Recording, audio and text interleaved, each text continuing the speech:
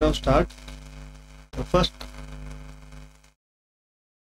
Java lab experiment, and the experiment is write a Java program to define a class, describe its constructor, overload the constructor, and instantiate its object.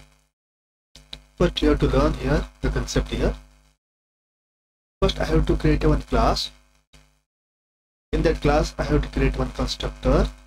Multiple constructor I have to create, so it is called overload the constructor, and then I have to create an object of that class.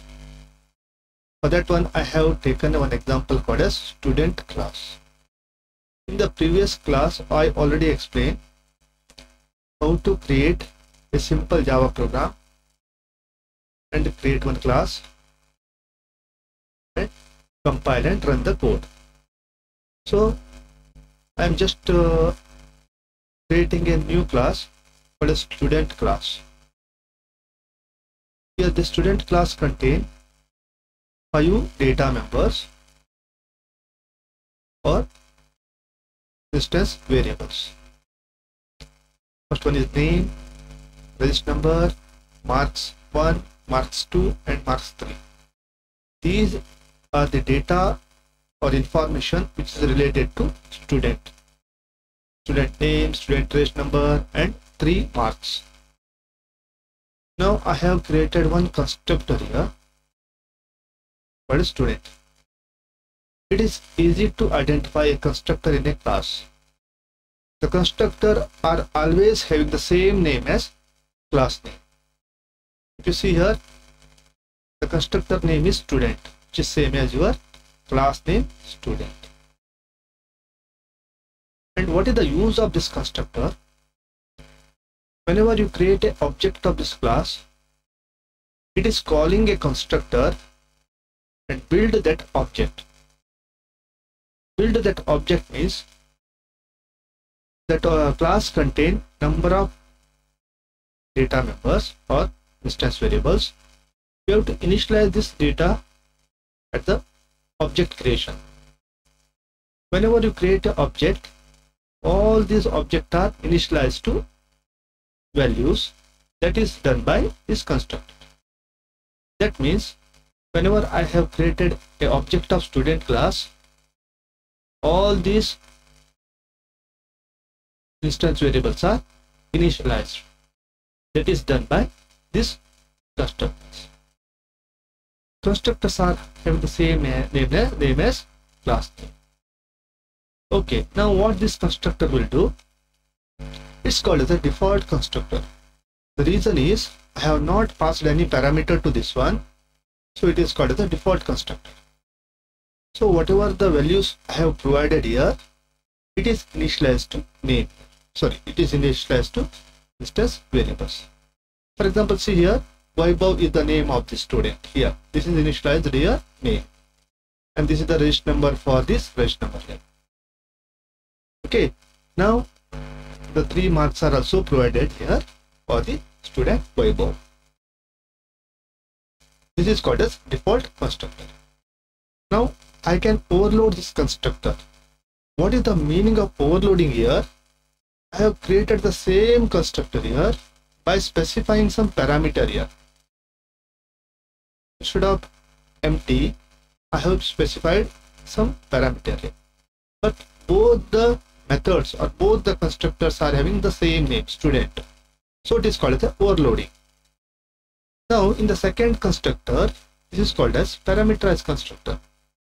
In the second constructor, I have initialized the name, register number and 3 marks with some specific values, which is taken from the parameter. Here the N is nothing but the name for the student, and R is nothing but the register number of the students. Both are string data type here. And the third one and the remaining 3 are integer data types, which is for marks. M1 is for marks 1, M2 is for marks 2 and M3 is for marks 3. Here the data type is same matching as the instance variables. Okay, once this is called as parameterized constructor. because you are passing a parameter here. I have created one more constructor. Here it is passing a parameter as a same student class. It's passing a s as an object here. This type of constructor is called as copy constructor. What is the use of this copy constructor? If you already have one object and you want to copy the content of that object into another object, I have to create a duplicate copy of the object.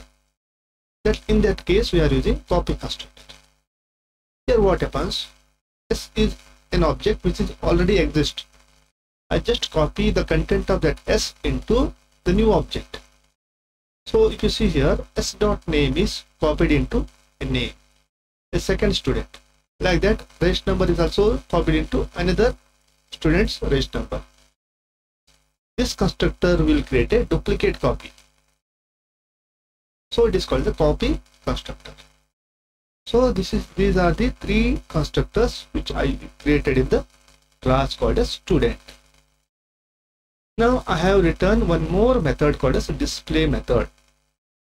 This display method will display the content of the instance variables. That is called as name, register number, marks 1, marks 2 and marks 3 are displayed one after the other, and it is separated by a tab. Now this will for the class called as student. The student class contains 5 instance variables, name, register number and 3 marks, and 3 constructors. One is default, one is parameterized and another one is called as copy constructor. And it contains one method for the displaying the 5 instance variables. Now I have created one more class called as student demo. In student demo, I have created one more class here which contain main method. I already explained how to create a main method in the previous class. It is nothing but public static void main. In parenthesis, I have write string args. Here, first I have created one object of a student, and this is the way of creating an object. What I have to write?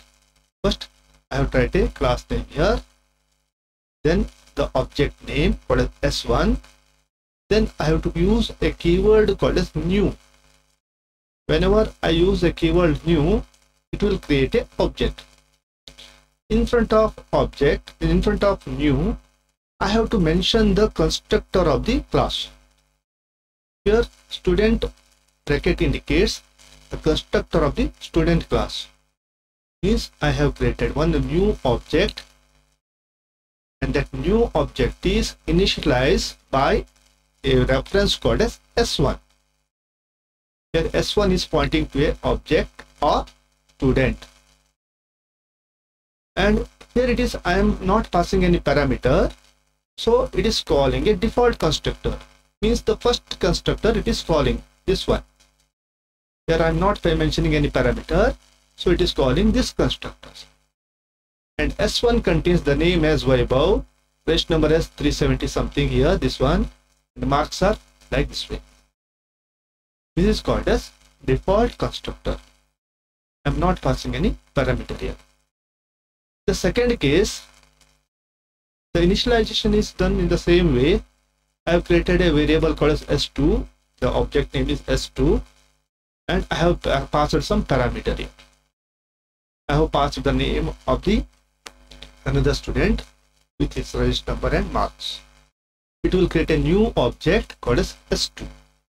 In this case, I have passed the parameter, so it is called as a parameterized constructor. This second constructor is called here. In S2, the second constructor is called. In S3, the third case, what I done, I am passing the first object S1 as the parameter.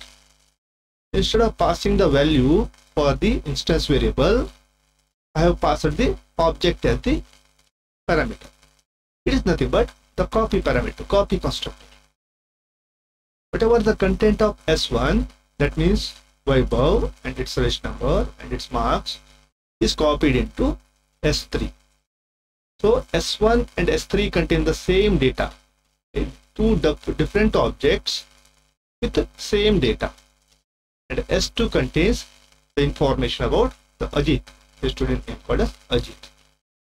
That information is displayed here one by one. First I display S1 dot display means I told the object S1 to display the content of its instance variable. In similar way, I instruct the another object called S2 display your information. Here I explain display your information for object S3. In this way, I have created one small program to demonstrate how to create and how to use the constructor and overload the constructor. Now what I am doing, I already explained how to compile and run your program in the previous experiment. So I just use the compile here. If it contains any error, it will display the error message here. If there is no any error, so it won't display any error message, then I will execute this one. Okay, now one more point I have to mention here. You see here I have created two classes. One is called as student and another one is called as student demo. So two classes are written in single file. I saved it with a name called as studentdemo.java. Okay, whenever you have to save this file, I have to give the studentdemo.java. The reason is the file name should be same as the class name which contains the main function. It's a good practice to give the class name which contains main function. So I have written studentdemo.java. One more point I have to mention. If you have more than one class in a single file, it's not a good practice to write. It's not a good practice. Write more than one class in a single file. I have to create a separate file for student.java, and one more file called as studentdemo.java. But for demo purpose, I am using a single file. If I am writing a project, I have to use a separate file. Okay, now in this demo, I have to mention one more point here. The class which contains main, it's better to give a public in front of the class name. If one class, if you have multiple class in a file, the one class should contain public. The compiler should know that where I have to start from. So whenever you compile it, it knows that the main function is written in this class, wherever you return the public. So write the public, save it. Otherwise what happens, sometimes some compilers or some editors, IDEs will give you error in this case if you forgot to write public. So write the public, compile it. Okay, there is no error, compilation is successful. Then I have to build one more time. It's a good practice to build. Okay, whenever you write a project, it's better to use build, then execute. Whenever I use the execute, it will display the output.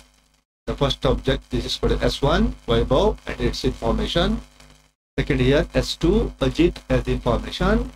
And this is the S3, which is a duplicate copy of the first one. Okay, there are three objects are there, S1, S2 and S3. The first and the last objects are having the same value. So this is the way we are actually compiling our Java program. Thank you.